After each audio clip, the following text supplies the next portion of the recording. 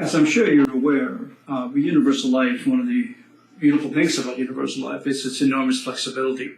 And one of the things we can do, of course, is start off with a minimum premium, but we can also put in maximum premium as well. So in other words, the difference between a minimum and maximum, basically extra money going in, will build up that cash accumulation and so on and so forth. And as I stated before, as long as the maximum only goes up to basically the MTAR line, the growth in that plan is tax deferred, basically until you actually withdraw the money at the other end. So it's a very, very excellent way of tax sheltering money. Now, of course, Ottawa knows this. Okay, they know that people don't necessarily buy universal life for the purpose of insurance only. They may also buy it for the purpose of avoiding paying any kind of taxation, just like they buy an RSP, for example, to avoid taxation for the future and so on and so forth. They say, well, you also use universal life for the same purpose. And remember, the idea of universal life, the idea of any insurance, is for a death benefit. That's the ultimate aim. However, recognize the fact that universal life has minimum and maximum. They're saying, okay, it could be an investment product, in which case then you lose that exemption that we were talking about before.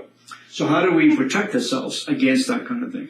So what has happened is we have what's called an anti-dump-in rule. Okay, very important rule, an anti-dump-in rule. And basically, it's commonly known on the street, you might say it's commonly known as the 250% rule. And so that 250% rule is key to this whole thing of making sure that the policy remains exempt at all times. Okay, so the idea of this rule basically is to prevent a policyholder from making very large sum deposits. In other words, the person just plows in a whole pile of money in the hopes that the whole thing will be tax sheltered.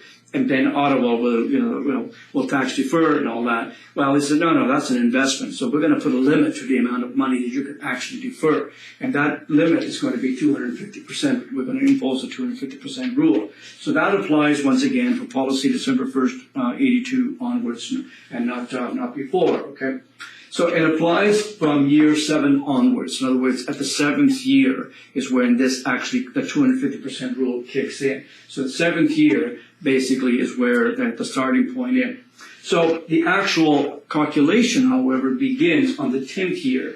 And then every anniversary thereafter, in other words, on the 10th year, what happens is they're going to go back to year 7. And they're going to say how much money did you have in year 7. And then you multiply by 250, we'll see an example in a moment, and that'll be the amount of money you can put in. And then in the 11th year, they're going to go to 8th year. In other words, it's always 3 years behind, basically. So the anti-dumping rule basically kicks in at the 10th year, but it goes back to the 7th year in terms of how much cash is actually in the policy itself. And it multiplies it by 250, and it's okay. The maximum you can put in is this many dollars, and no more than that, in order to stay exempt.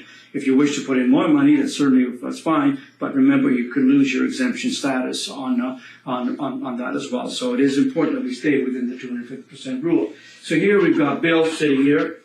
He's got cash value on the 7th year, year 7, of $50,000. That basically is the amount of money that he's got in that particular year. Okay.